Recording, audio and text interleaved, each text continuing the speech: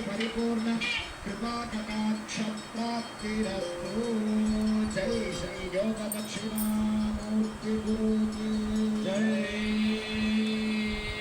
अर्घ्यार्पणा दण्डिवस्त्रेण सम्प्रोक्ष्य अनंत जन्म ज्ञान वैराग्यैश्वर्य पंकजस्योपरि ओम गुरु दक्षिणामूर्ति गुरवे नमः स्वाहा। एकं नित्यं विमलमचलं सर्वधी साक्षिभूतं भावातीतं मृगुणरहितं तस्मै श्री गुरवे नमः स्वाहा। नमः शिवाय शान्ताय शुद्धाय परमात्मने सच्चिदानन्दस्वरूपाय तस्मै श्री गुरवे नमः स्वाहा।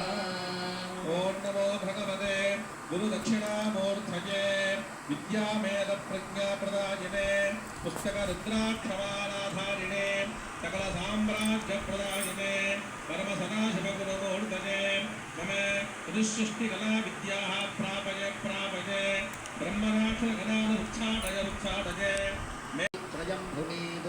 ओम नमो भगवते ज्ञान दक्षिणामूर्ति गुरवे स्वाहा। ओम गुरुब्रह्मा गुरुर्विष्णु गुरुर्देवो महेश्वरः गुरु साक्षात् परब्रह्म तस्मै श्री गुरवे नमः स्वाहा। अज्ञानतिमिरान्धस्य ज्ञानाञ्जनशलाकया चक्षुरुन्मीलितं येन तस्मै श्रीजगद्गुरुः सर्वभूतात्मा तस्मै श्री गुरवे नमः स्वाहा। ब्रह्मानन्दं परमसुखदं केवलं ज्ञानमूर्तिकम् ब्रह्मातीतं गगनसदृशं तस्मै श्री गुरवे नमः स्वाहा। एकं नित्यं विमलमचलं सर्वधी साक्षिभूतं भावातीतं पूर्णरहितं तस्मै श्री गुरवे नमः स्वाहा। नमः शिवाय शान्ताय शुद्धाय परमात्मने चिदानन्दस्वरूपाय तस्मै श्री गुरवे नमः स्वाहा।